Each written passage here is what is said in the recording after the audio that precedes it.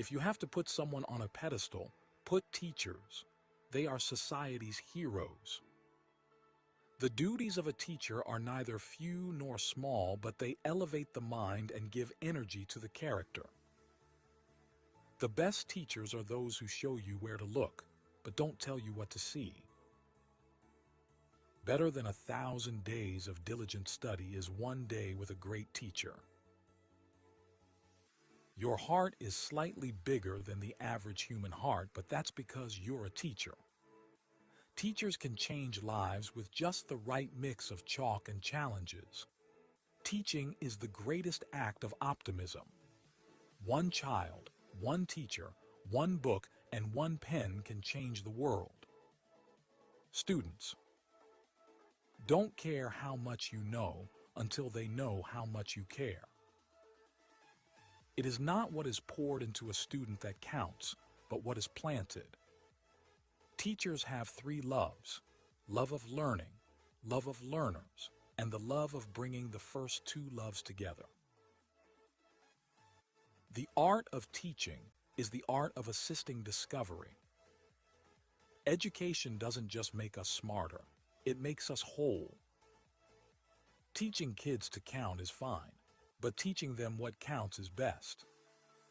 I am indebted to my father for living, but to my teacher for living well. A teacher affects eternity. He can never tell where his influence stops. I like a teacher who gives you something to take home to think about besides homework.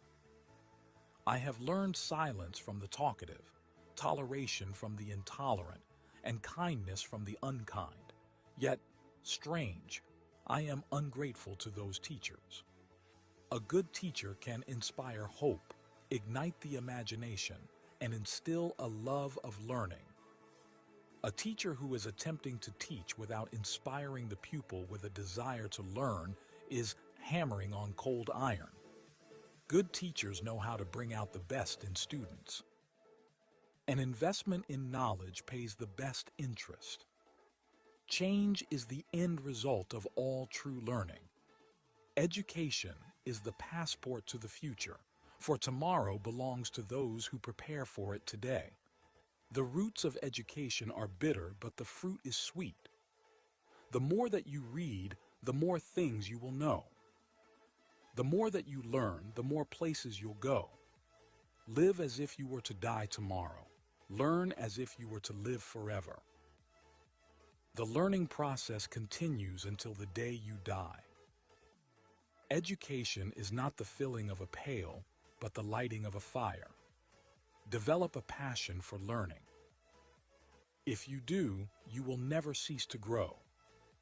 Education is not preparation for life. Education is life itself. They know enough who know how to learn. Education is the ability to listen to almost anything without losing your temper or your self-confidence. They cannot stop me.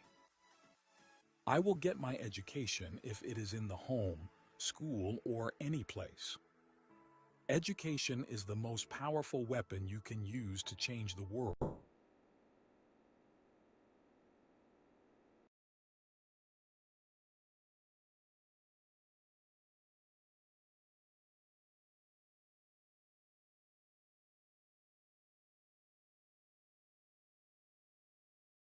Dr. Thomas, you want to check if you're audible?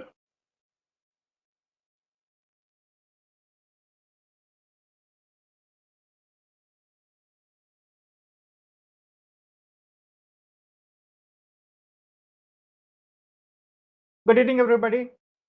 Could you please confirm if I'm audible?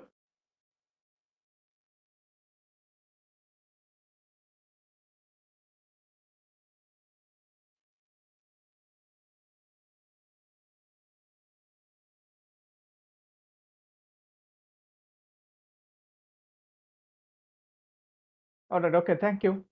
Thank you again, once again, for registering and attending this one-week national level online faculty development program on outcome-based education and application of generative AI in teaching and research, which is organized by the Internal Quality Assurance Cell IQAC of Government College Kottayam in association with the Kerala State Higher Education Council, the KSHEC. We would like to welcome today's resource person, Dr. Thomas Verghese, MSc, MEd, PhD Chair, Finance Program, J.R. Strauss School of Business, Northern Alberta Institute of Technology, Canada, and all the FTP participants of today. Now, about this FTP, this is a one-week program with live sessions from same timing of 7 p.m. to 9 p.m. And this is the third day of our FTP. The fee for the LMS access and processing of the certificate is rupees 400. All the participants who are paid the processing fee will receive the LMS access, the video recording for all the days, and the provision to download your FTP completion certificate. The procedure for receiving the certificate will be informed to you towards the end of the FTP. If any of you are yet to make the payment, you can make the payment of rupees 400 to the account details I will shortly put in the chat. If you are unable to attend any of the live sessions, they will be available in the LMS. We have shared the LMS access details through email to those who have shared the payment proof in WhatsApp till yesterday. Those who have shared the payment proof in WhatsApp today will receive the LMS access details by later in the day or by tomorrow. If any of you have any trouble in attending the WebEx online session, you can also join through YouTube live streaming, the link of which I'll put in the chat shortly.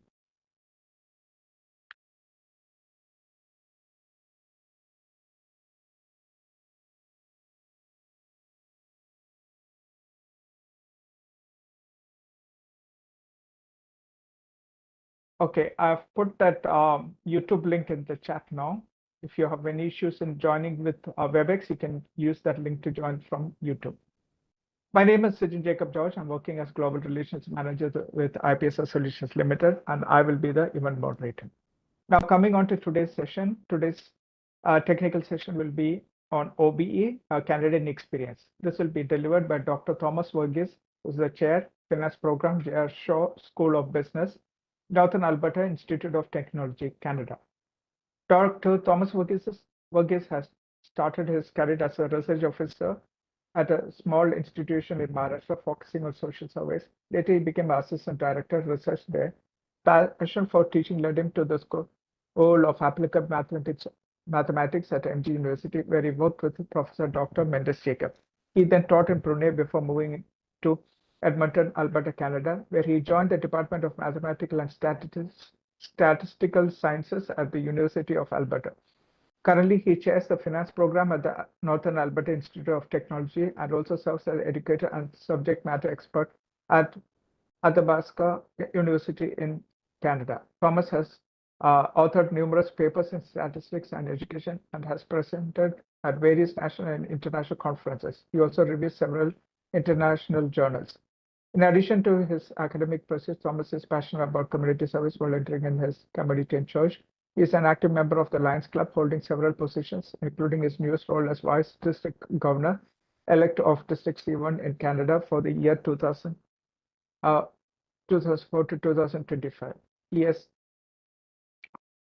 also won multiple awards in Lionism and is a certified Lions instructor, showcasing his dedication and expertise within the organization. Over to you, sir.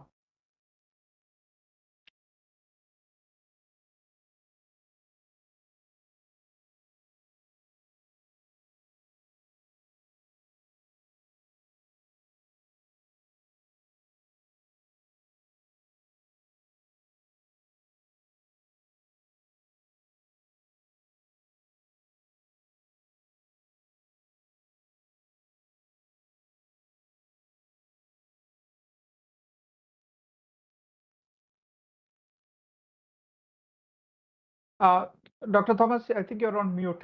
You need to unmute.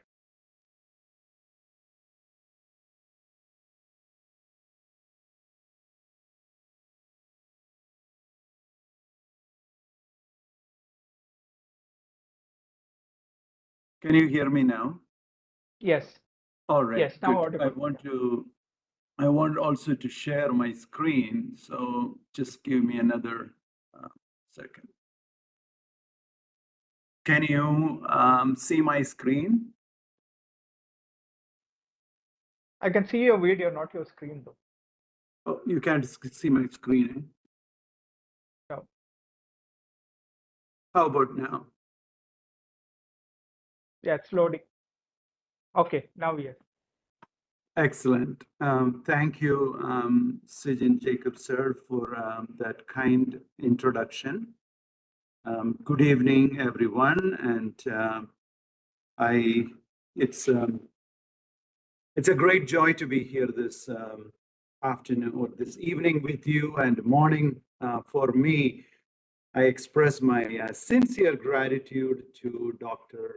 Rajan Gurukal, sir, Dr. Rajan Varghese, sir, Dr. Prakash, sir, Dr. Mendes, sir, Dr. Sunil Job, sir, and all other esteemed leaders for this awesome opportunity to be with you and share some of my experiences with outcome-based education, or OBE. No matter which platform you are on or where you are, there is no greater honor than to share your experiences with the leaders and the colleagues of my own country and my own state. I'm truly honored to be with you this evening. So over the past few days, you have been immersed in OBE. Dr. Rajan Gurukal, sir, Dr. Rajan Varghese, sir, and also Dr. Prakash, sir, gave insightful overviews of outcome-based education. And Dr. Sunil Job, sir, has been guiding us progressively through various components and principles of outcome-based education and help us mentally construct some of our OB courses. What I'm saying is, you probably, after listening to Dr. Sunil Job, sir, you probably might be thinking how you can change the outcomes of your courses and mentally constructing some courses towards OBE. So for my session here, I'm going to give you an overview of everything that you have heard before, and I'm going to add my personal experiences with OBE in my institution and with reference to a course, one of the courses that I teach. I know that we are meeting after a day's break, so I think a review is quite helpful. So this is what I have planned as the agenda. So I will give you an introduction of what OBE, introduction, and then what OBE really is. It will go hand in hand. Then we'll talk about some of the challenges, the opportunities, and I'll give you a summary, and then I will go to questions and answers. So in the opportunities, I would like to bring SOTL, which is Scholarship of Teaching and Learning, and then see how we can combine it and make our courses even more effective.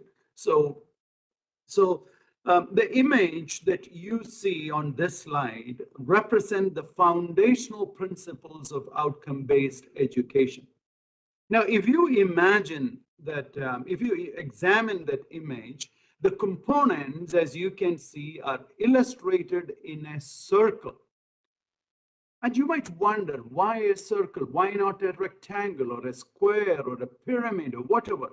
So why a circle? Because a circle signifies equality and unity. What that means is all these principles, the clarity of focus, design down and deliver up, involvement, comparison, flexibility, all these components are equally important. So we will take a quick, brief 30 seconds look at what each of these components is. I know that you had covered this before, but just to make sure that we are all on the same page to start off this session today, I just wanted to give you a brief definition of all these components. Number one, it starts with the clarity of focus. What does it clarity of focus means? Now, first of all, clarity on what is expected from each student in each of your program, in your subject, and even the chapter or the module that you are teaching. So why this clarity of focus is so important? Because it creates the right expectation, and it provides the right direction to the teaching and the learning process.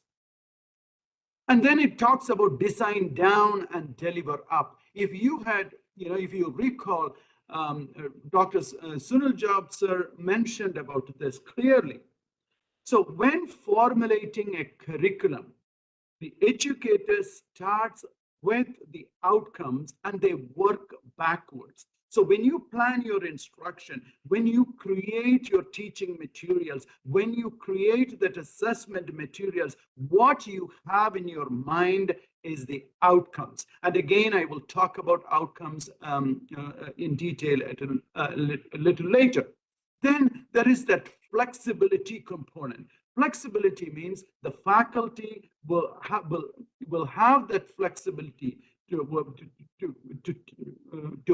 to come up with the ideas, come up with the strategies on how they teach, and also how the assessment is also being done. And the comparison. Why comparison is so important? Because comparison means it gives you a benchmark if you want to compare the different programs, different institutions, and so on. And then, and involvement, for me personally, that is the first among the equals. Involvement, it provides the opportunity for students to be engaged in the classroom. They are not passive learners, but they are engaged. They have the opportunity to ask questions. They have the opportunity to be engaged in their classes. So this is the agenda that I have in mind. So before I go on, I want again to ask you, is it clear what I'm saying? Am I going too fast? Am I going too slow? Or if you have anything to share before I move on, it will be helpful. It's all good? All right. Thank you. Thank you. So maybe it's a good idea for me to turn on my video, I guess, because of clarity.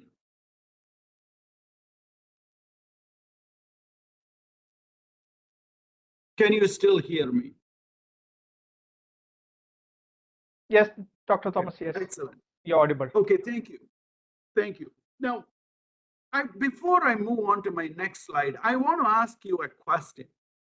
Why did we become a teacher? I'm not asking you to, come up with an answer. I want you to take that 30 seconds, 10 seconds just to answer the question yours. Why did we become a teacher? We are teachers because we are passionate about our discipline, our subject, and we are passionate about our profession. We are passionate about the future of our students. If you come to your classroom with that passion, the passion for your discipline, the passion for your subject, and the passion for your students' future, then that passion will be translated to our students automatically. Folks, I'm telling you, you can have every outcome-based education outcomes you can have every advanced assessment techniques you have, but unless you have that passion to be in your classroom, the passion for your students, the passion for your discipline, passion for the future of your students, nothing is going to get translated to. Now, we are teachers because we want our students to succeed. Now, let me ask you another question. What do you want for your students? I know that as a teacher, we want all of our students to be successful. But what does the success means to you? Is it the passing percentage? Do you want 100% of your students to pass the university exam?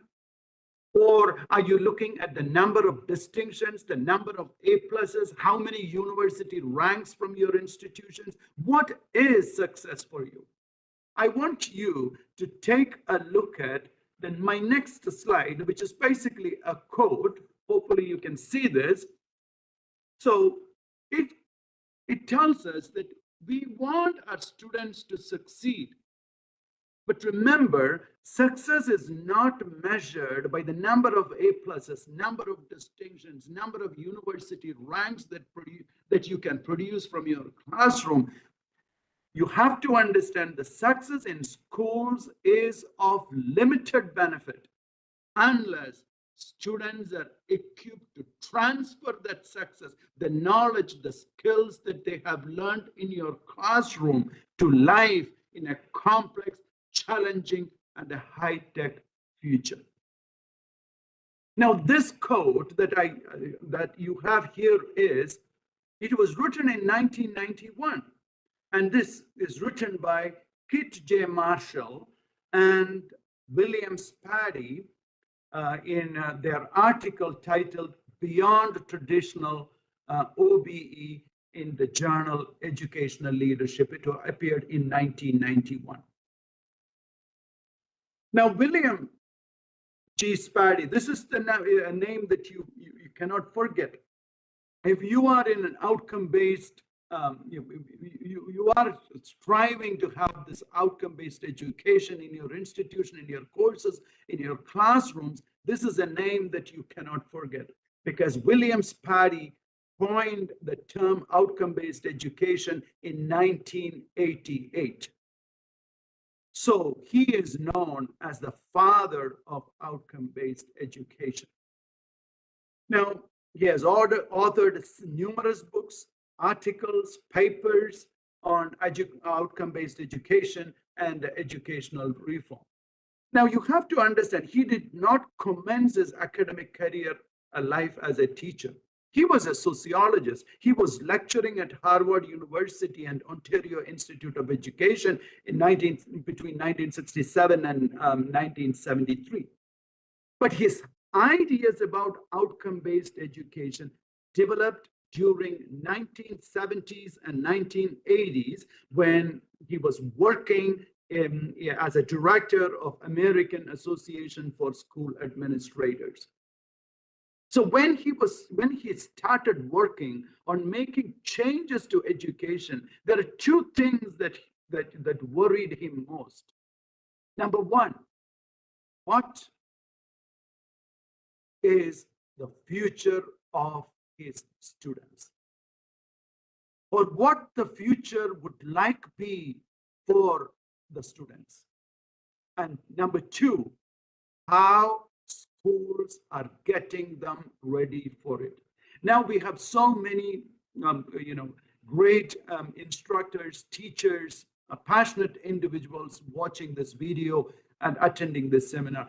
I want you to ask this two questions yourself. What would the future of your students be? And how are you as a teacher, as an instructor, part of a great educational institution, preparing them to be there? So when William Spady started working on reforming the education system, he realized that we were operating based on some old ways of thinking and were looking ahead to what could be better. So the people who were running the show, the people who were the part of the education system, what they wanted is what was and always had been, they just wanted to go ahead with that rather than what could and should be. This morning, again, I want you to, this evening rather, I want you to ask the same question. Do you want to go with what was and always had been and stuck in that old system, or do you want to prepare your students to new sets of skills? Thank you for that comment. To new sets and skills and prepare them for the future. I'm really thankful to Rajan Gurikal sir and all the leaders of Kerala State Higher Education Council for their forward-looking view and initiative in preparing our students for the future ahead. So outcomes-based education is an educational approach focused on defining clear learning outcomes. And I'm so thankful for Dr. Sunil Job sir for setting that stage so clear and so effectively and clear and defining the learning outcomes and so on. So in outcome-based education, I will come back to it over and over. In outcomes-based education, the focus is on setting clear learning goals and making sure everything in education, like what students learn, how they are taught, how they are tested, all work together smoothly to help our students succeed when they hit the ground in their job market. I want to move on to another question. I want you to ask this question yourself. How long do you think OBE, outcome-based education, had been around? I'm going to pause here for 5 seconds. How long do you think outcome-based education had been around? Outcome-based education is not a novel idea. It had been around for a very long time, for at least 500 years.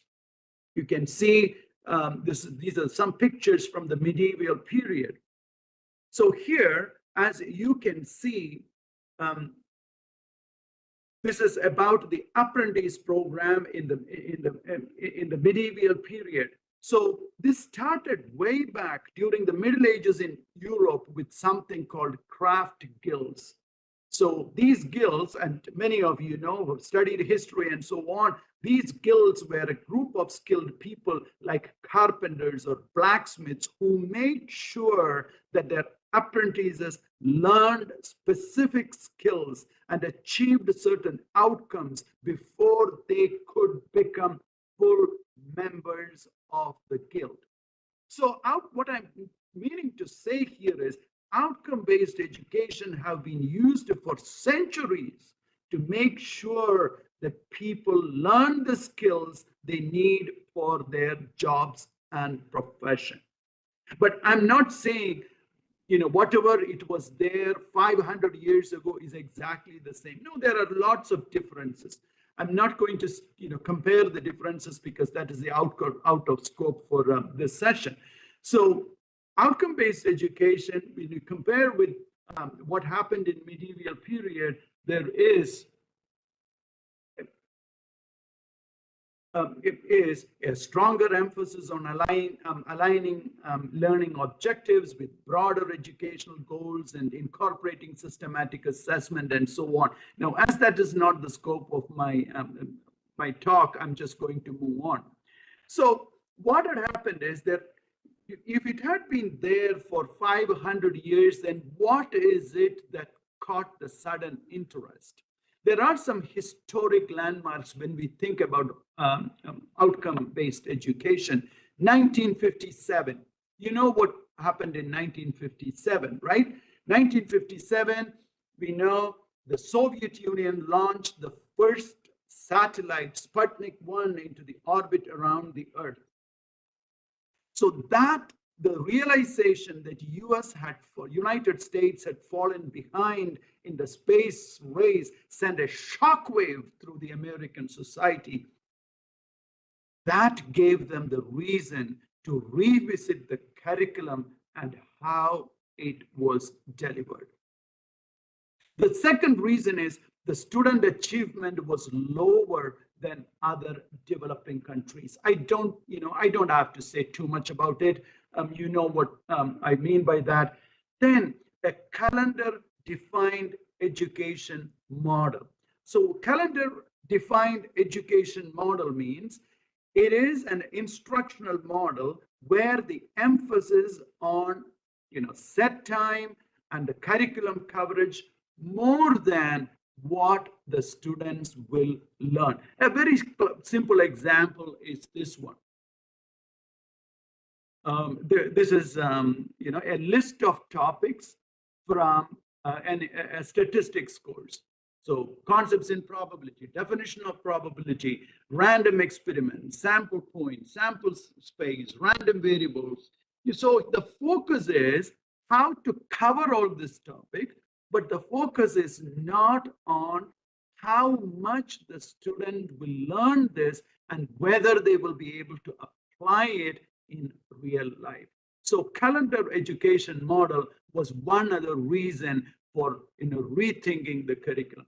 And of course, increasing rate of unemployment. Now, when we look at all these points, you can see that there is a lot of similarity in what we are facing even right now.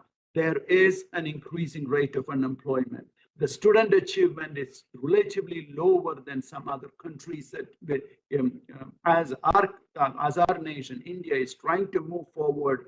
As you can see, the student achievement is certainly lower than some the developing countries and so on. And in many of our institutions, I shouldn't say most, my apologies, many of our institutions still, it is a list of the topics to be covered, but our focus is not what our students can learn.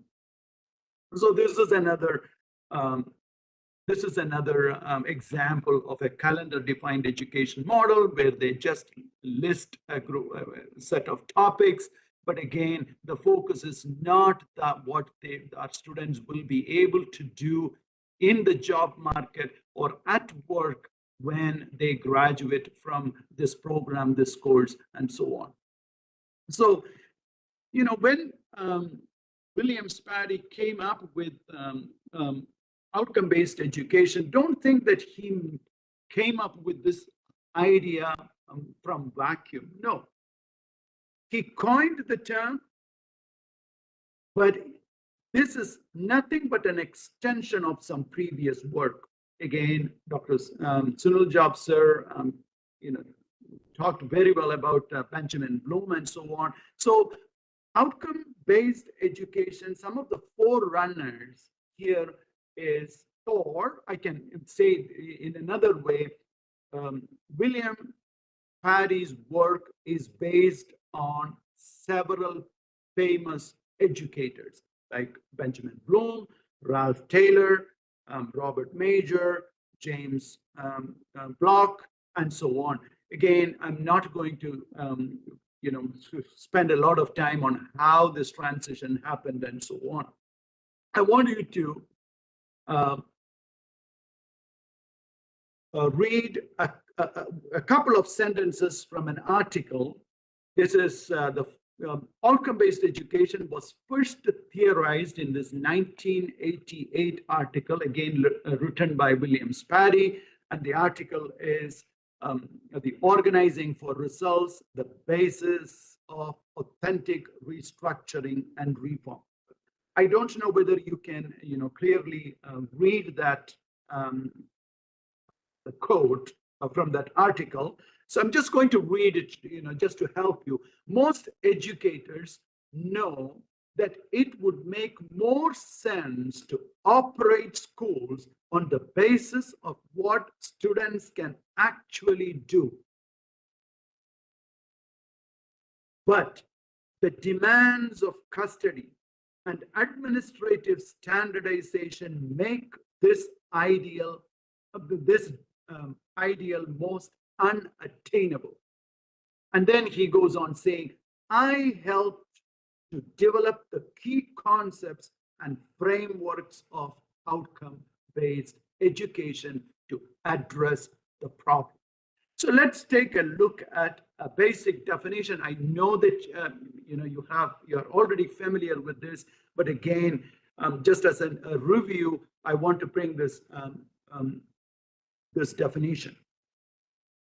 So outcome-based education means organizing for results basing on what we do instructionally on the outcomes that we want to achieve, whether in specific parts of the curriculum or in the schooling process as a whole. In other words, organizing programs and instruction around clearly defined outcomes. Again, we will talk about outcomes and a definition of it later. So in other words, if I summarize the whole thing, I can say the curriculum, instruction, and all related activities are driven by exit outcomes. Now, this is very, very important. As you might have noticed, I have bolded the word exit outcomes in the slide. Why is it? Because the knowledge, the competencies, and the qualities that you want your students to be able to demonstrate is not after that course.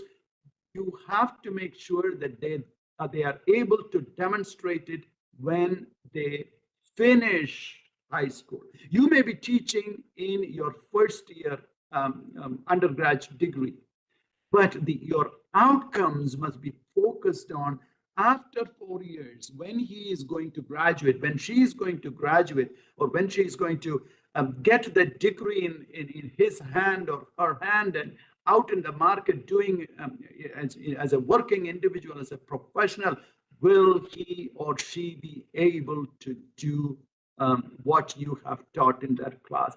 Hence, the focus is on exit outcomes. So why do we talk much about this exit outcomes? What is wrong with the current system?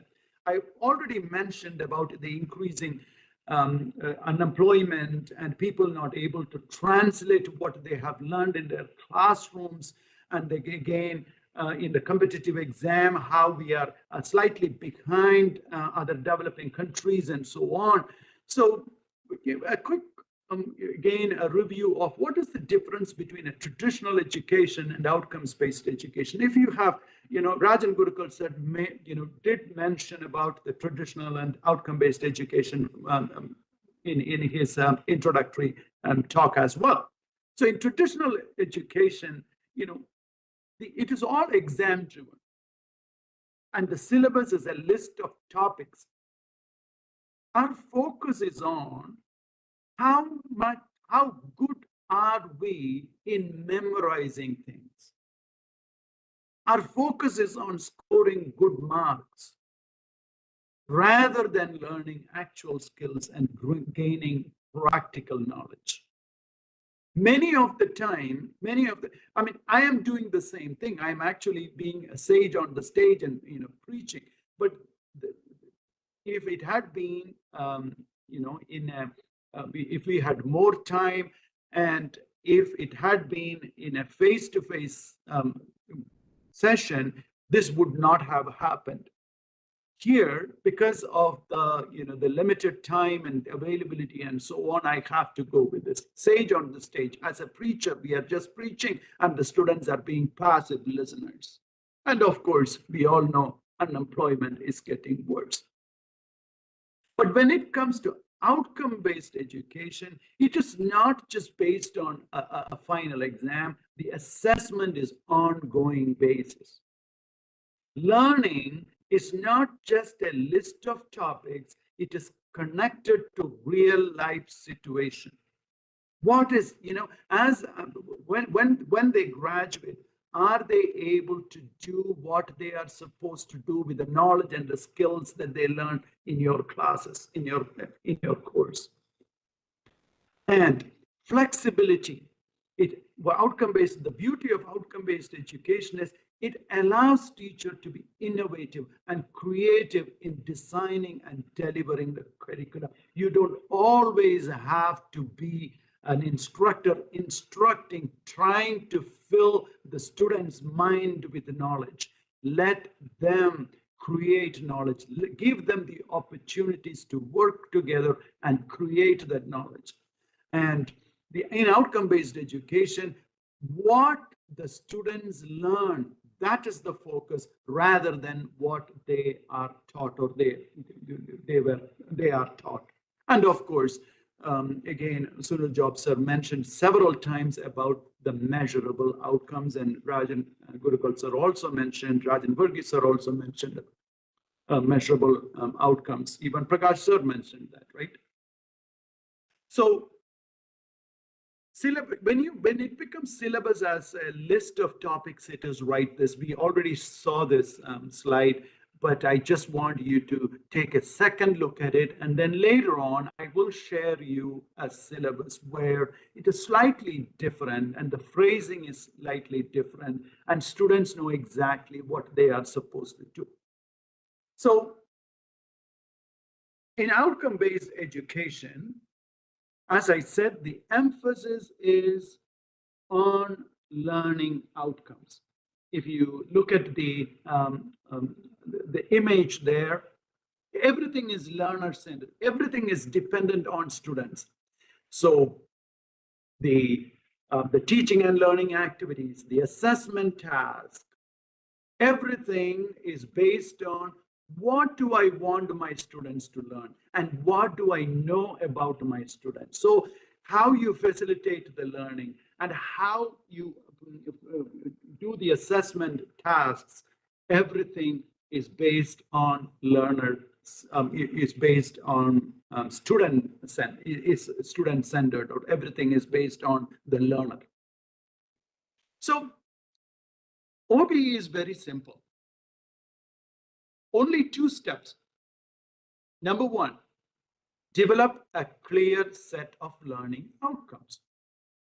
Number 2, provide opportunities to encourage all students to achieve outcomes. In all of the, and I don't want to mention the names over and over, all my previous, all those who spoke previously, they all mentioned about this. Encourage all students. All is so important. Hence, you can see it's all capitalized there to achieve the outcomes. So what is the student-centered teaching and learning? There, students are active learners. They are not passive learners. They are not just sitting and listening, but they engage with the material. They ask the question. They get the opportunities to explore the concepts on their own. And again, as I mentioned, it's not just a memorizing things, right? It's not rote learning things. It's being able, that higher order thinking skills that all those people, my previous speakers were all mentioning. That is what our focus is. And again, this is very important. Our focus is on outputs. The focus is not on inputs. Instead of just focusing on what students are taught, which I call as inputs, the focus is on outputs. The student-centered learning pays attention to what students can do with that knowledge. It is about the applying what they have learned to real-life situation and being able to demonstrate that understanding through projects, through discussion, and other learning activities.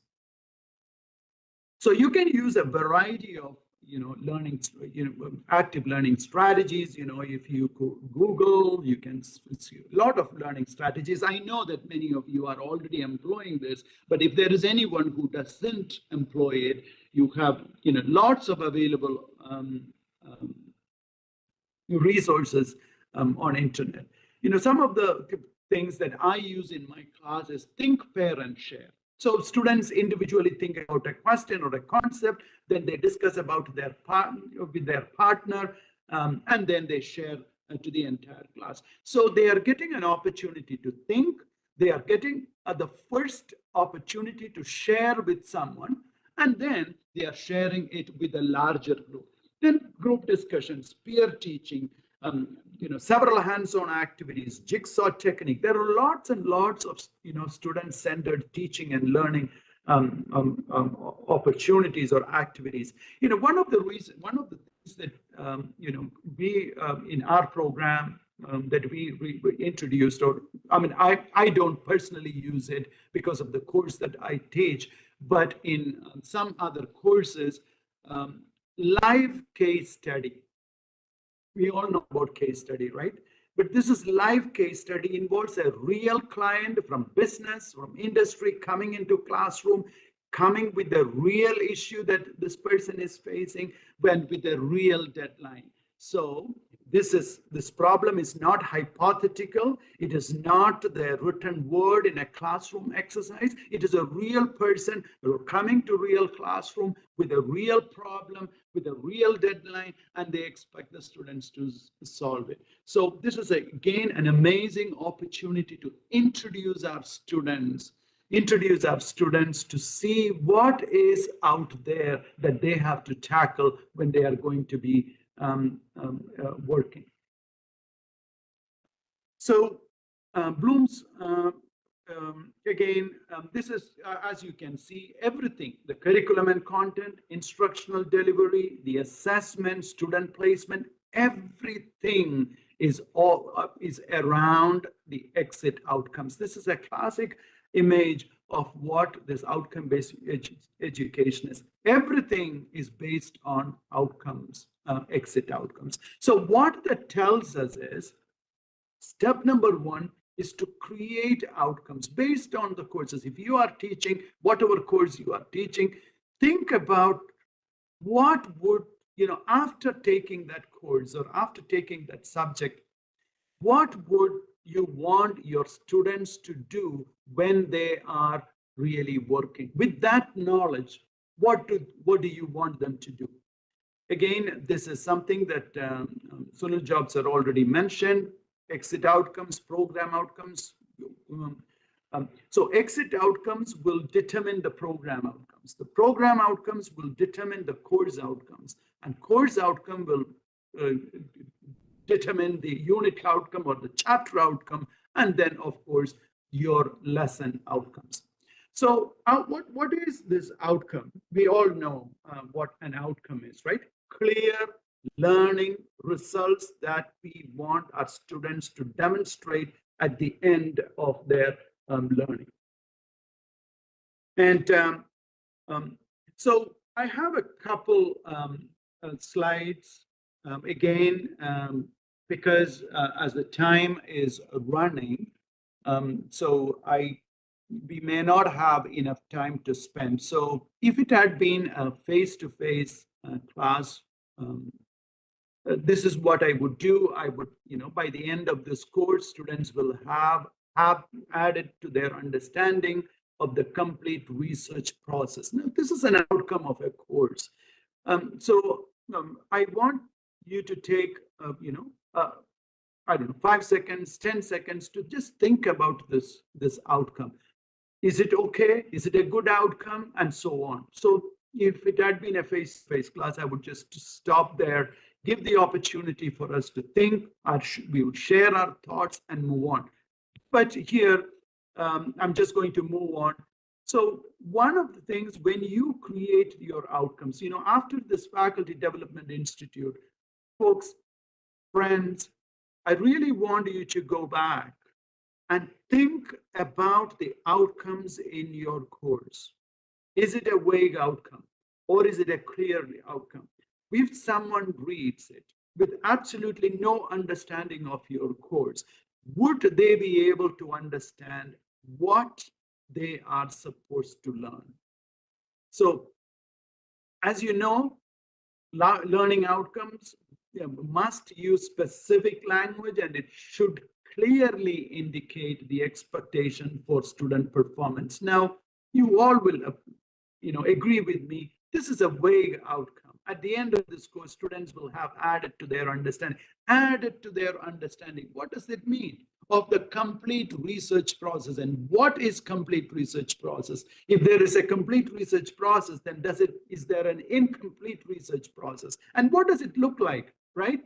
So if you make it a little more clearer, by the end of this course, students will be able to describe the research process, evaluate critically the quality of the research of others, formulate research questions, identify and demonstrate facility in research design, interpret research findings, formulate a complete and logical plan of data analysis. Now there is more clarity. As a student, we know what is expected of that student.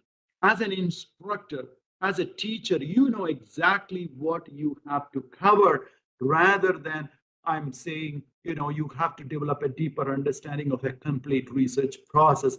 That leaves us in limbo. We have absolutely no idea what this complete understanding is, and again, what this a clear understanding is, and what that complete research process is. There is also another one that I'm just to skip because of time constraint. So this one, this, Sunil Job sir had already talked about it. The key constituents of outcome-based education. It always starts with the vision and mission of your institution. Again, when I will share my experience, so you will see that.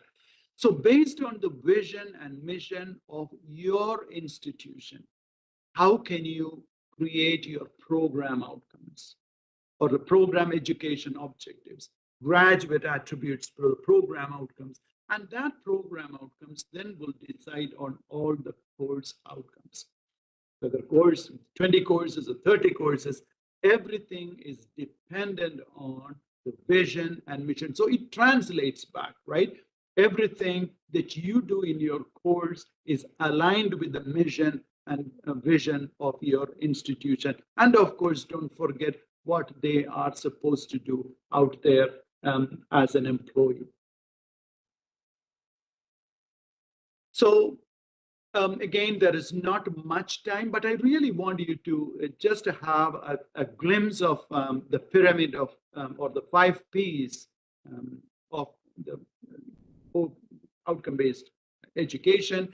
So there is only one paradigm. Again, Rajan Gurikal sir, Prakash sir, rather mentioned about the paradigm shift. Hopefully you remember that. So paradigm, one paradigm, what and whether students learn successfully is more important than when and how they learn. What and whether the students, do they have that understanding? Are they able to apply the knowledge and skills that they learned in their classroom at workplace? There are 2 purposes. Equip your students with the knowledge, the competencies, the qualities to be successful after they exit the education system. That's why our focus is on exit outcomes, because we want to equip our students to be successful once they exit our education system. And the second purpose is you have to structure and operate your college, your institution, so that the desired outcomes are achieved or maximized for all students. We are not interested in the cream of the crop. We are interested in the success of every individual who walks into your door, walks into your classroom. 3 premises.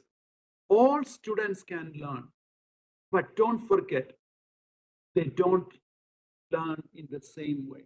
When I was a student in India, the focus was how much I can memorize it and how much I can reproduce it in the exam. All of us, we don't learn in the same way. I'm not a very good at memorizing stuff and so on. Also, we all learn, but we all do not learn in the same way at the same time.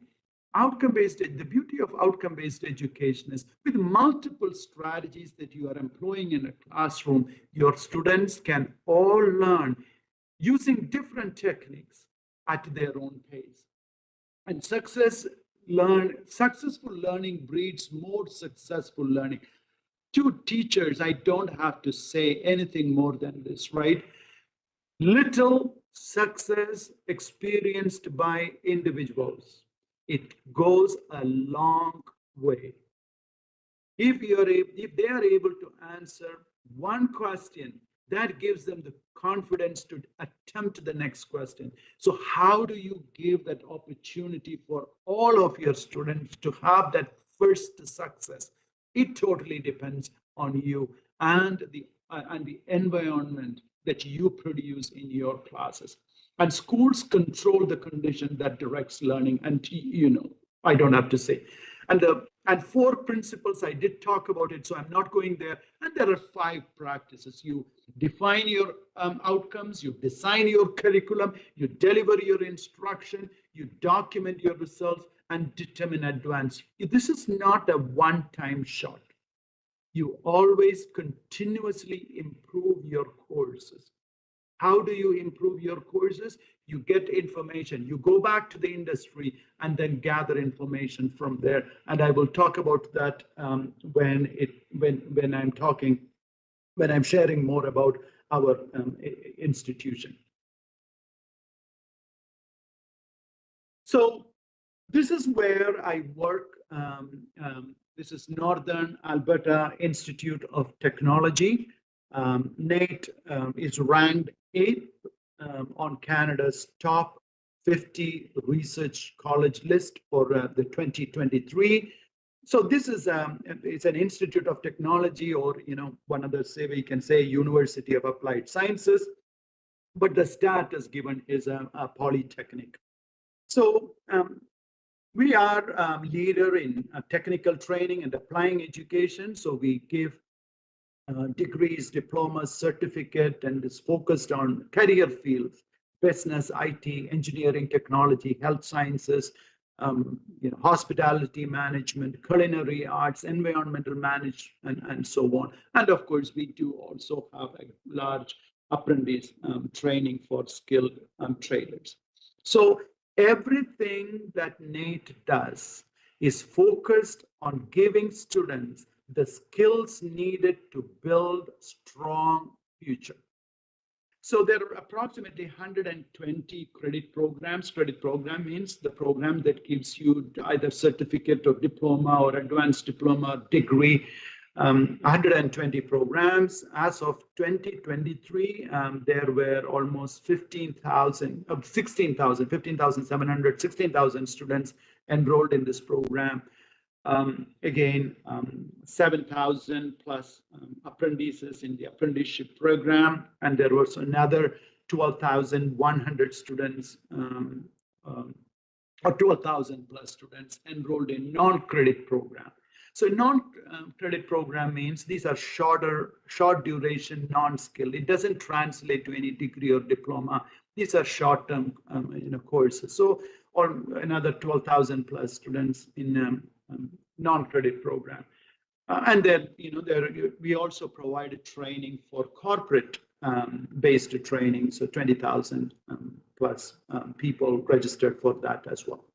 So one of our, the focus or the mission is we are relevant and responsive to the needs of our province.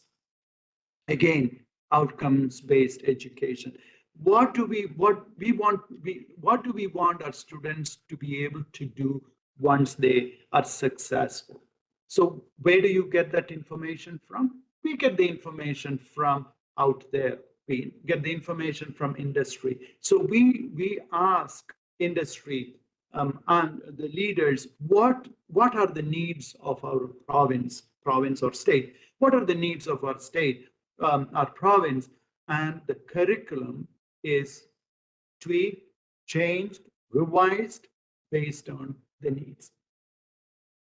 So our vision here is meaningful careers, vibrant community, globally competitive industries, and a transformative polytechnic education. Now, why am I bringing this?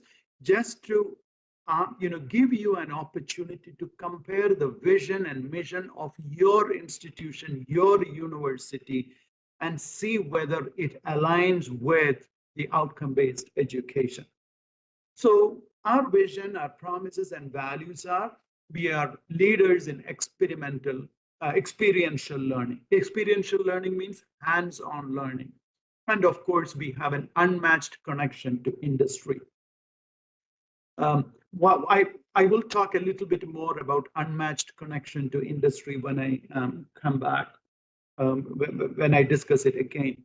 And we develop student competencies by applying knowledge to practice in real world challenges.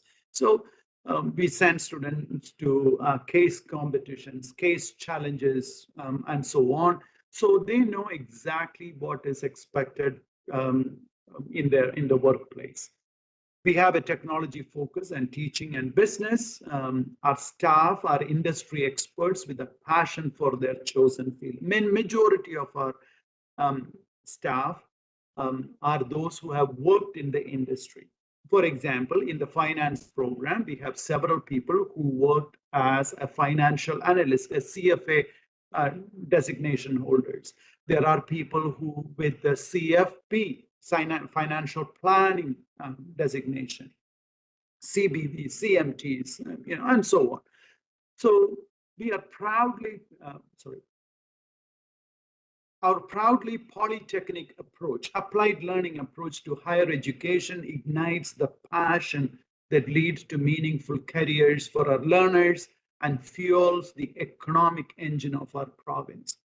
We are intensely focused on creating a prosperous Alberta and thriving Albertans. The net effect is for Alberta.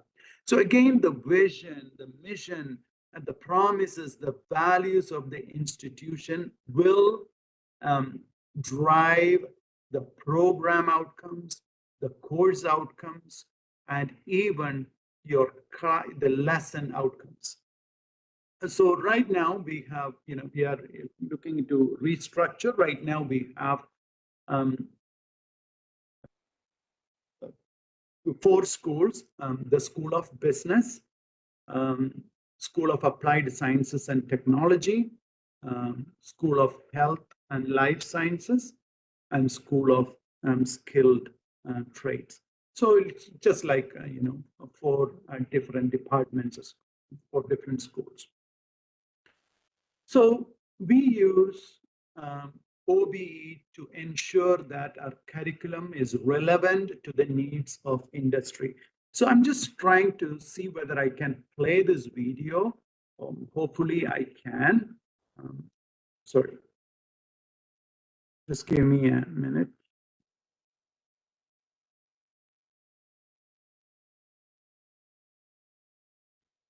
Can you see the video?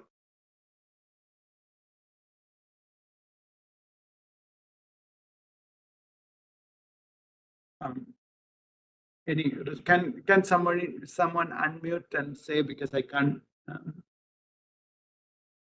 Yeah, it's loading only. Okay, thank you, sir. Can you hear the sound? You can't hear the sound, eh? No. Okay, you know what? Don't worry about the sound. I'll just play this.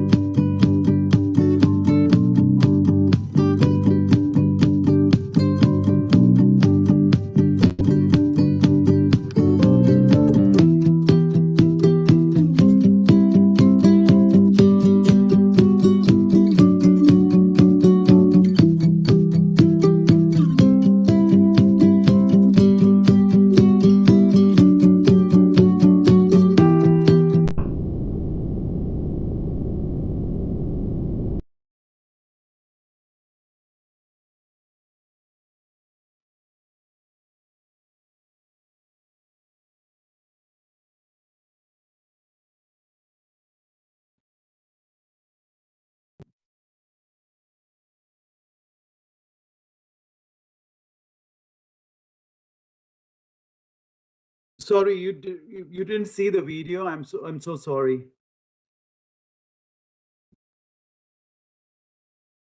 The video stopped. It played for some time okay. and then stopped.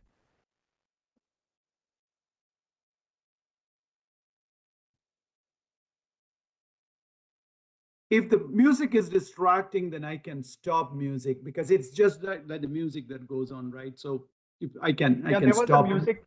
Yeah, there was a music along. Yeah, there is only a music. So I probably, you know what, I'm going to stop that music because it is a kind of distraction.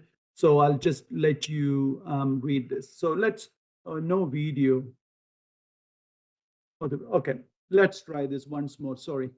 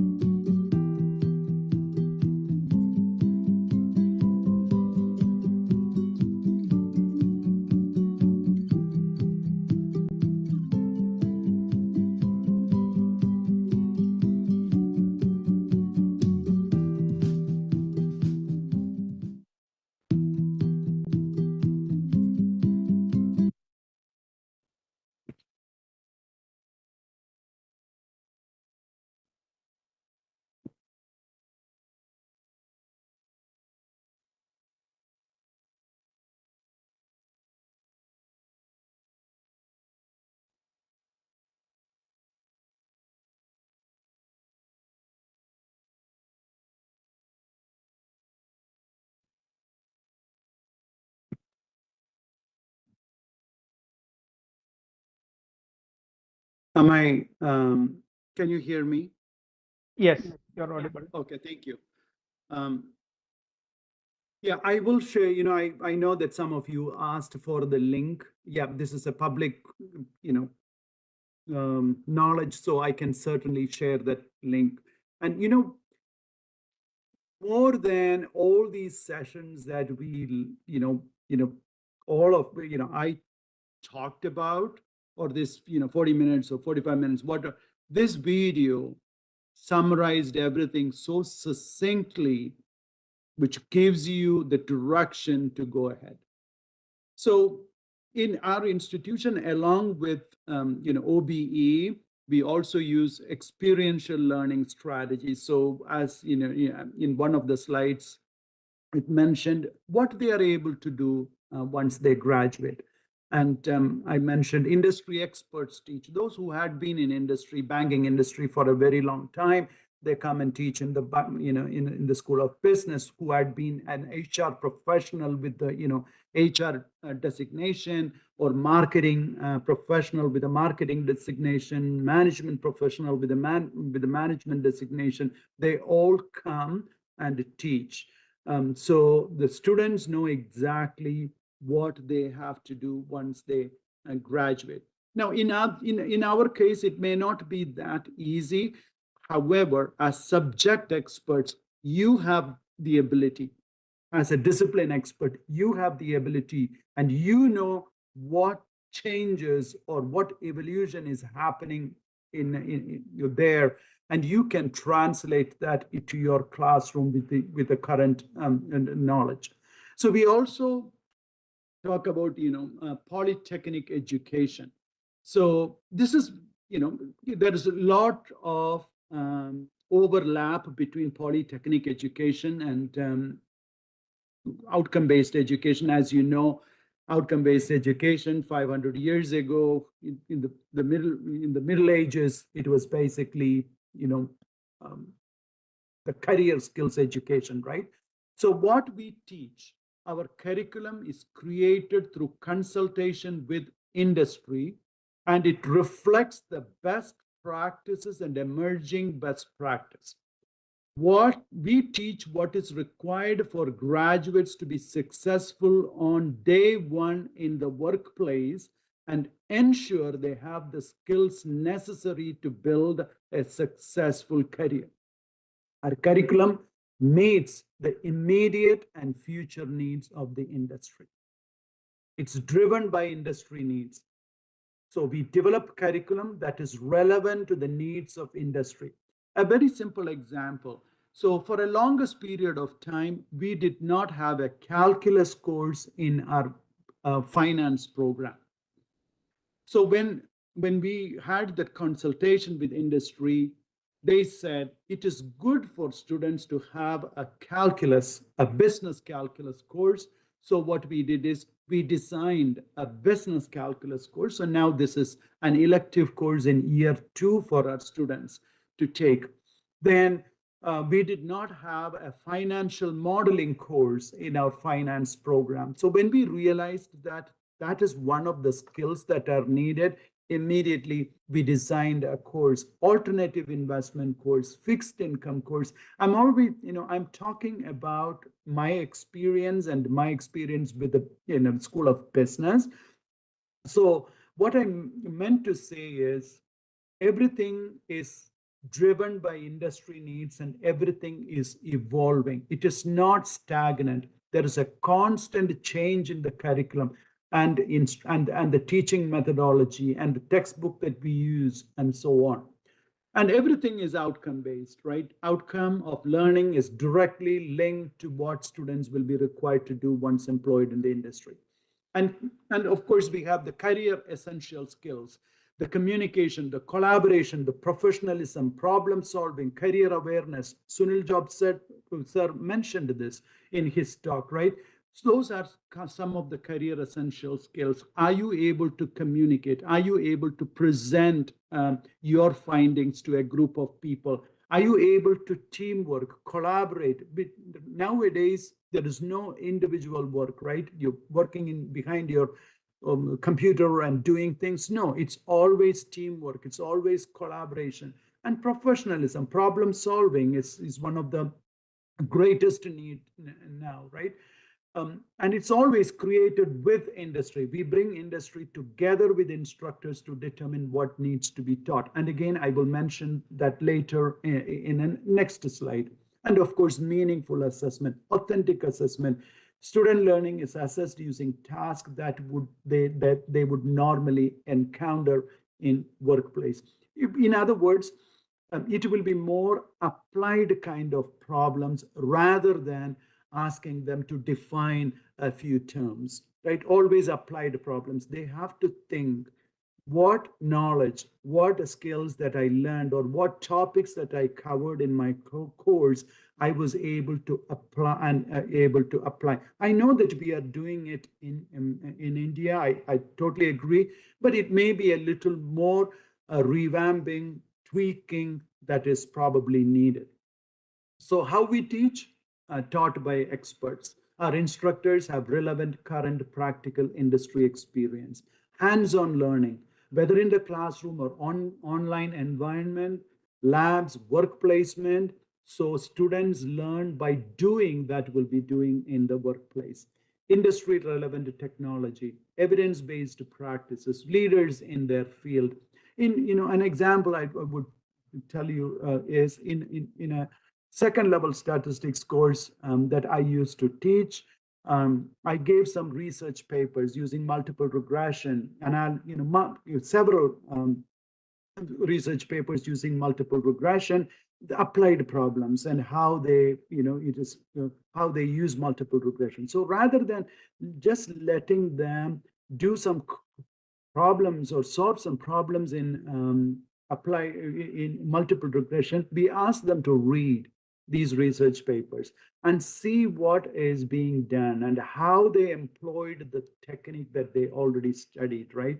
And are they able to mimic it? Are they able to find a data set and apply all these techniques and see whether all the assumptions are met? So what techniques do you use? So rather than just asking them to solve a problem, they are applying it, taking to the next level. So this is, again, as I said, the vision and mission of the institution must align with the mission and vision of your school.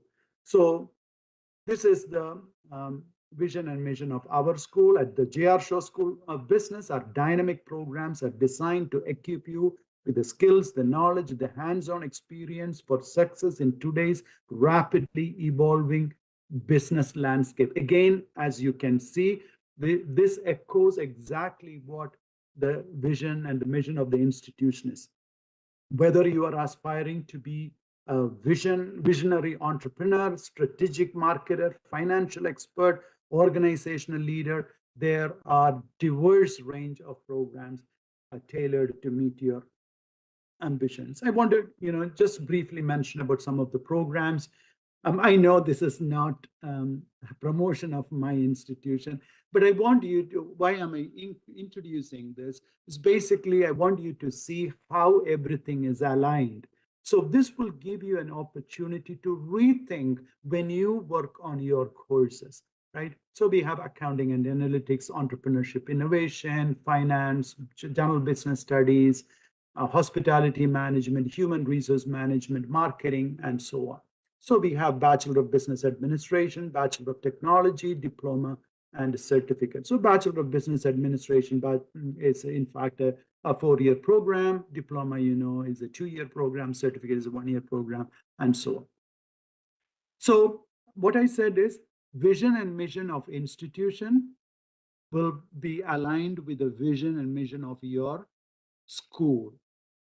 And that must align with the vision and mission of your program. So after a finance diploma, this is what we expect our graduates to do. The graduates of the finance diploma program are able to apply the foundational knowledge and skills in general business with a practical focus towards financial planning, credit management, and investments for a career in financial services.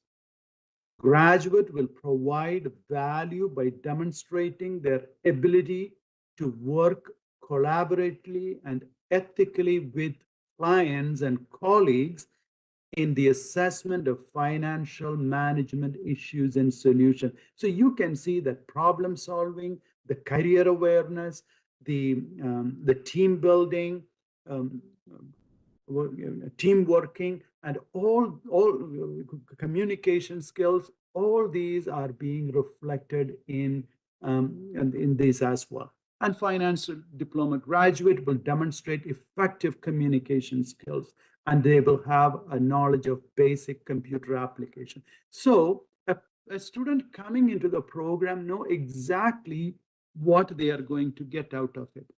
And as an instructor, I know exactly what I have to teach my students and what knowledge and skills I need to provide them for them to be successful out in the market. So these are some of the program outcomes. I know we don't have time to read all of this.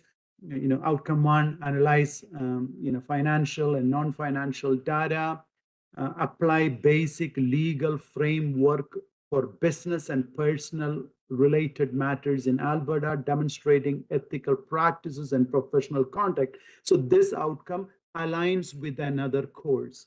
It's a Bachelor of Law, Business Law, B Law is actually a course. So as you can see, B Law aligns with this one. So analyzing financial and non-financial data, so statistics and business mathematics and all those courses and several higher level courses, you can see it aligns with outcome one. So as you saw in that little video, every outcome or every course will align with the program outcomes. The program outcomes will align with the school vision, and the school vision will align with the institution outcome or institution vision and mission. So STAT 2201, this is an introductory business statistics course. So this is the course outcome. Evaluate business information using descriptive statistics and graphical methods. So I'm not listing arithmetic mean, mode, geometric mean, pie chart, histogram. So instead, I'm saying evaluate. When you learn all those things, the focus is how do you evaluate business information using all those techniques. Solve probability problems and problems based on specific distributions. So whatever distributions we are discussing in class, probability distribution we are discussing in class, we'll make sure that there are applied problems and they will see how they are connected. Estimating population mean, population proportion, conduct simple linear regression, assess the result, and perform various hypothesis tests. So it's not a list of topics, but it is the list of outcomes that we want our students to do. So in, evaluate business information. Then we say use graphs, charts, numerical summaries, statistical terms to analyze and interpret business data. Interpret data types and their limitations. Use Excel to summarize qualitative and quantitative data using tables and graphs. So they know they are able to use Excel and they have to use Excel, and this is why they are using Excel. Calculate the measures for central tendency, for qualitative and quantitative data, and of course, interpret the result and so on. So that is for the first one. For the second one, again, describe and identify. You saw that word there, right? Describe and identify the various types of events and probability. Solve probability problems. Use the properties of random variables and probability distribution to solve business decision problems. So it is so clear what is expected of them. Again, it goes on and on. Conduct a simple linear regression and assess the results. Use Excel to perform simple linear regression and correlation, test the significance, and so on. I know that you are all doing this. I just wanted to share my experience with this. So several times we said, we always ask industry, or we connect with industry constantly. So how do we establish that industry connections? For all of our programs, there is something called PAC, which is the Program Advisory Committee. Program Advisory Committee. So in the Program Advisory Committee, there will be the dean of the school, the chair of the program, probably one other instructor, and the rest will all be people who are in industry. So the CFAs, the CFPs, the CMTs, and all those who are working in industry, and those who recruit our students. So in this PAC meetings, they will come and share with us, okay, these are the trends, these are the changes that are happening in industry. We would like your students to do, to make, to learn all, these techniques. It is good to have these knowledges and skills. How can you make those changes? So there is a constant connection with the industry using the advisory committee. Then there is guest speakers. We always try to bring in speakers from industry on specific topics, on evolving topics, on new topics. Then there are information nights. So as I said, we are closely aligned with the several designations like CFA. You all know what CFA is. It's an international designation. Similarly, we have CFP, Certified Financial Planner. CMT is an international designation. CBV is a Canadian designation. It's a chartered business evaluator. So we bring in all these experts and talk to students about what this, if you get a CFA, what do they actually do at work? How is the work situation like? So what knowledge and skills do you have to gain right now as a student to reach that level? And then, what are the different, competitive exams that they have to take? So we do have info nights regularly. Then in our program, we do financial literacy week because, financial literacy is missing to many people, especially Canadians. So we provide, we bring in industry experts to speak about the importance of budgeting, importance of saving, where you want to save, and things like that relating to our life. Again, more than bringing in those people to share the topic, we are giving our students an opportunity to connect with them. So they connect with these people using LinkedIn, or because exchange of emails. So once they have that established, that connection, then when the student graduate, then they can, is there an opportunity? So once you have that established connection, then it gives an additional a heads up for our students to get into job market. Then financial speaker series. This is something that we do every month. So in financial speaker series, we bring in industry experts again to speak. So what is the difference between guest speaker and financial speaker series? It's again that different terminology that we use, right? Which is very local. Guest speakers come to our classrooms. Financial speaker series, they speak to the entire group. So we have a common time, Tuesday 10 to 12. None of our students have class. During that time, we bring in the speakers, and whoever that is interested will attend those sessions. They gain knowledge, they exchange emails, connect through LinkedIn. So they have that additional opportunity to connect with industry. Then, of course, there are alumni services. So those who graduate from our program, what they do is they come back and serve the program. So they can be speakers, they can volunteer in mock interviews. So mock interview, I forgot you mentioned that mock interview. Recently, we had a mock interview. So we invite industry people to come and interview our students. So there is no job guarantee or anything, but the students come and talk to these interviewers as if they are sitting for an interview. So we use the same type of questions, and the same professionalism is expected. And when the people also come in for interview, they are expected to keep that that standard, the professional approach. And this will give students an opportunity to face that first interview. If students want to do 3 interviews a day, that is also possible. They can move from one place to the other. So we bring in people. We are not paying anyone. These are all volunteers. They just come in and then they share because they are passionate about the program. They are passionate about the future of our students. So alumni services, again, those who come back, they will come as mock interviewers, or they come as speakers, and they volunteer in the info nights and so on.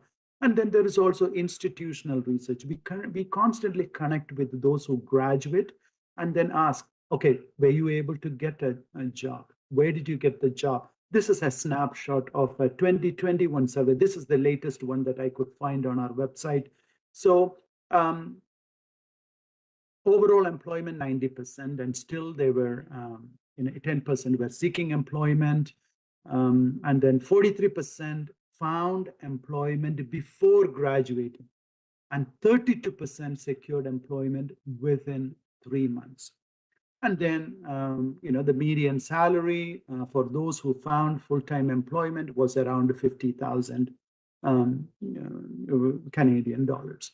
So this is the industry connection that we maintain. So we try our very best to make sure that our students are successful in terms of the assessment we use. As I said, real world problems, authentic assessment, how we teach, how the curriculum is designed, and how we connect with industry. So constantly evolving, constantly changing so that our students are successful. So I'm just going to take a break, and I'm going to stop pretty soon. Are there any questions? So I know that I had been talking for such a long time. And how much more time do I have? I won't take much longer because I know listening to such a long time is not that easy, right? You want to take the questions towards the end or no? Say that again, sir. Sorry. Would you like to take the questions now? Oh, no. Only if they have some questions. If not, I have one more, a couple more slides, and then I will stop. But yeah, as you said, probably we will go till the end and then ask questions. Thank you, sir. So let's do that. So now my question is, yes, we know how to design our outcomes, because designing the outcomes are based the outcomes that we design are exit outcomes. What is happening in the industry? What our students are be able to be in the industry? We can do institutional surveys and so on, but for them to graduate, wait for them to get a job, then do an institutional survey, getting the results may be too late. But how do you know, as an instructor, how can you ensure that the goals of outcome-based education are met? So I want you to introduce you to another interesting area in this field. Now, SOTL is another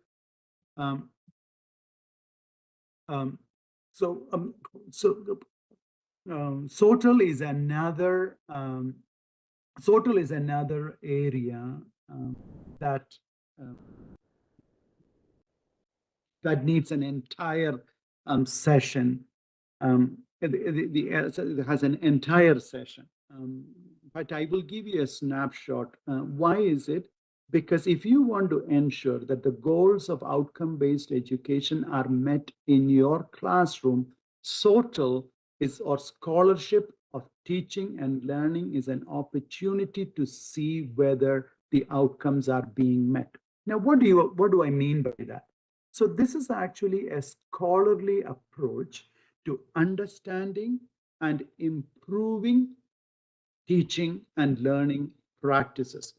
So yes, the outcomes are revised. Yes, the assessment is revised. Yes, you are using excellent active learning and strategies, but how do you know whether they are effective? So this SOTL, or Scholarship of Teaching and Learning, is a scholarly approach for understanding and improving teaching and learning practices.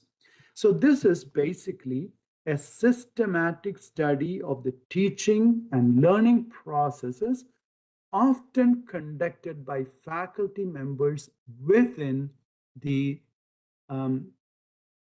higher higher education. So a systematic study of teaching and learning processes, often conducted by faculty members within the higher education. So why did I say SOTL is a very interesting area of research?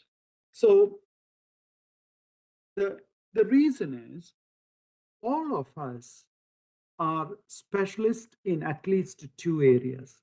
One, we are specialists in our own discipline. And two, we are specialists in terms of teaching. So we have that overlap of two disciplines. If we can apply both the knowledge of our discipline and the knowledge of teaching and learning together, and use a scholarly approach to understand and improve your teaching and learning practices, it is not only helpful for you in your classroom, but it is also helpful for your colleagues and the larger community when you share with it. So the Scholarship of Teaching and Learning invites the professionals to examine their own classroom practice. So that is the difference between this and a pedagogical research. So in SOTL, what you are doing is you are examining your own classroom practice, your own, to see whether your students are reaching your expected goal. So record their successes and failures, and then, of course, share those experiences with the others so they may also reflect on their findings and build up the teaching and learning process. So to improve student learning by finding better and more engaging ways to teach, to conduct scholarly examination of what it takes place inside the classroom, asking questions, collecting evidence on effectiveness of different methods of teaching, to make these results of this analysis readily available to other scholars, and so on. A very simple example is, let's say you are teaching a topic, and when you examine, when you marked your exam, you realized that a group of people are getting a particular concept wrong. So is it because of your ineffectiveness in teaching, or is it because there is something beyond that? In your teaching, are you conveying some misconceptions? So this is this is a great opportunity. For example, I had been recently thinking about, and even I shared with Dr. Mendes Jacob and Dr. Sunil Job, sir, about the misconceptions in, what are the misconceptions that an introductory statistics a student may have. So we can take a specific topic on variability and see what the misconceptions are. Are these misconceptions being translated in your classroom? So any topic that you can take that happens in your classroom, and you can explore more about it. That is basically what scholarship on teaching and learning is. So why did I introduce this here? Because we cannot wait till the end of this, the program, for students to finish, or you cannot wait till the students to graduate, find a job, and then go for with an institutional survey and see, whether we have missed the boat or not. If you think something is consistently happening, then you have the opportunities. Is your group, let's say you are using case studies in your classroom. Is it working well? Again, you can do a study on that. So don't forget, you are bringing in the knowledge of your discipline, and you're also bringing your expertise as a teacher, and formulate the research question, and then you do the research exactly as you do the research in your area. Make sure that you have all the what is expected of, what the methodology is. So here there is two disciplines are being combined: your discipline plus the teaching and learning theories, knowledge, and so on. And you are marrying both and doing a research. So in summary of everything that I want to tell you is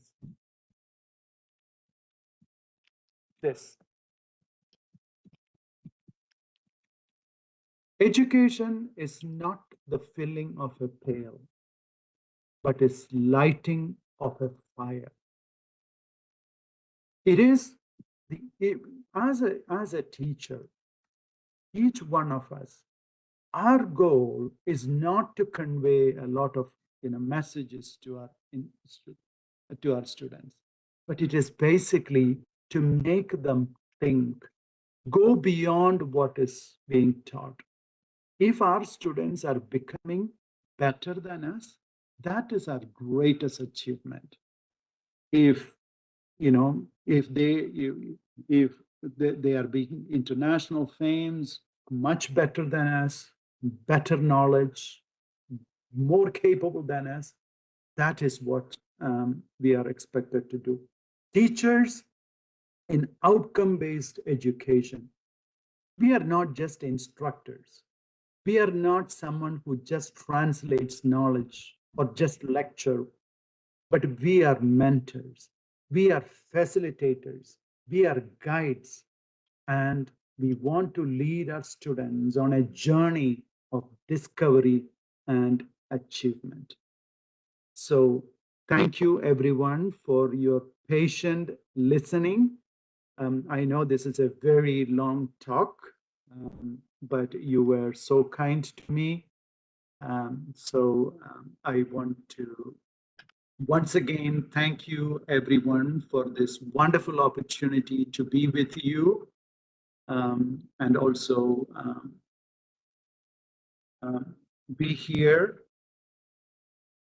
So I'm just going to start my video. Can you see me at all or no? Okay, you can say. So once again, once again, I want to really thank you for your patience. And this is a very long talk. If we do this in your classroom, as you know, all of our students will walk away, right? Because our capacity to listen to a talk is so limited. But you were so patient, you were so kind. So thank you very much for get this opportunity, and I'm so pleased to be here. And thank you again for Rajan Gurukul sir, Rajan Varghese sir, Prakash sir, Dr. Mendes sir, and his team, and every leader for every leader who is a part in organizing this. Thank you very much. Would you like to take some questions now? You know, one one great thing I would always tell my students is, okay, I can take questions. If I know the answer, I will tell you I know the answer. If I don't know the answer, I will tell you I don't know the answer, but I can always come back to you with the answer. Okay, let me give it a try. Thank you. Yes, Raghunathan sir, I totally understand. Yes, we need a little more practical explanation about SOTL. That is absolutely true. I understand, because SOTL is not a small topic.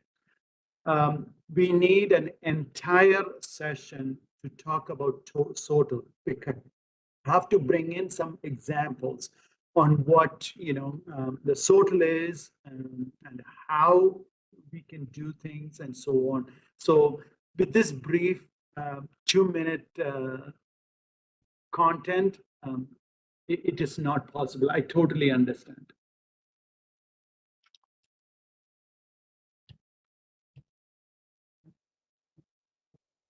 Thank you, Sunil Thomas sir, for that kind words.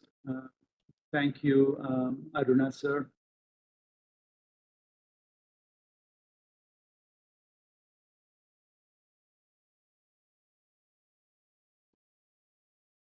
So I'm not sure what the next part is. So probably you will get some extra time to enjoy yourself. If sorry, my video is stuck, I guess. If you have any questions, you can also unmute and then ask, sir.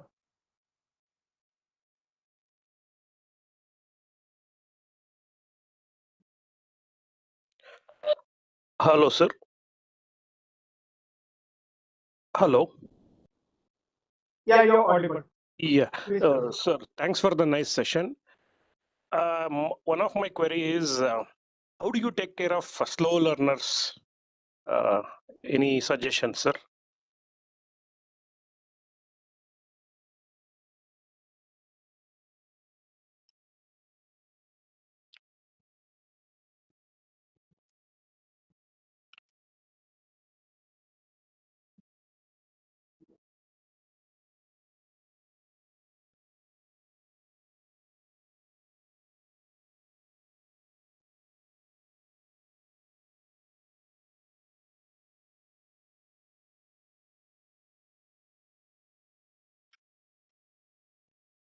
Dr. Thomas, are you there?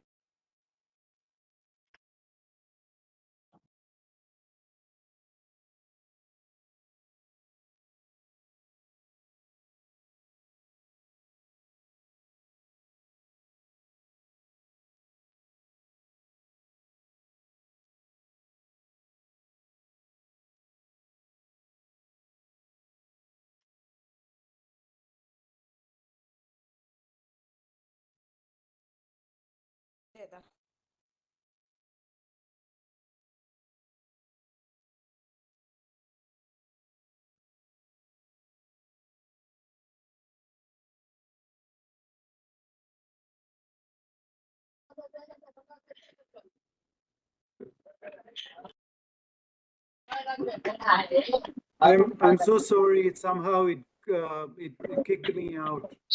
I'm thankful that we didn't have the internet issues during the session, but it happened only afterwards. So I'm thankful that we were able to get through the session.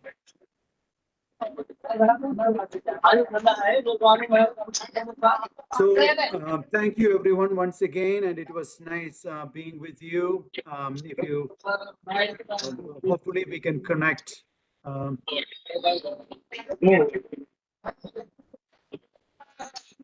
Goodbye everyone.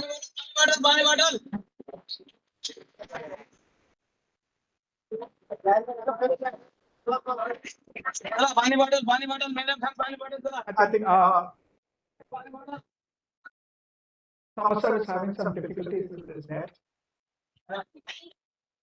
Please note, everybody, tomorrow we will have, sorry, the next session will be the day after, on Monday.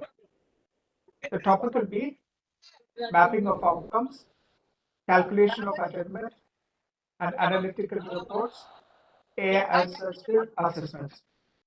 This will be taken by Dr. Mendes Jason. Sir, tomorrow we don't have a session, huh? Tomorrow we don't have No. session? No, tomorrow Sunday we won't be having a session. The next session will, Next session will be on Monday. yes.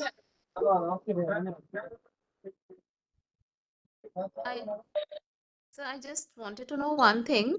The tasks that we need to perform for the FDP through the LMS, we can do it even after the completion of FDP, that is after 1 week. Yes.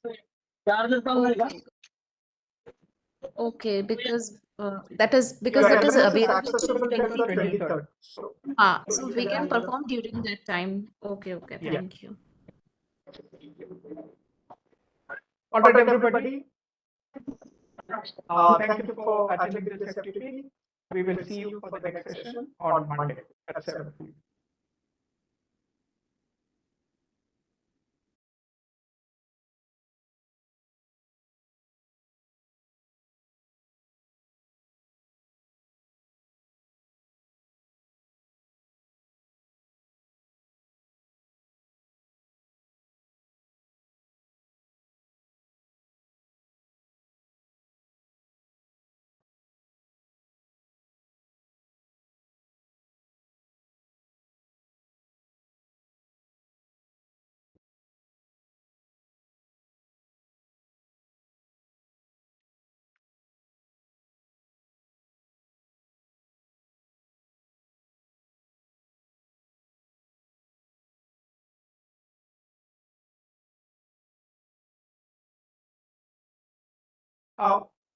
Please note, everybody, your LMS is accessible till the 23rd of March.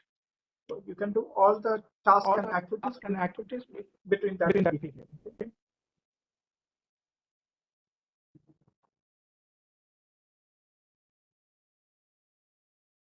All right, everybody, we will end the session for today. We will see you on Monday at 7 p.m.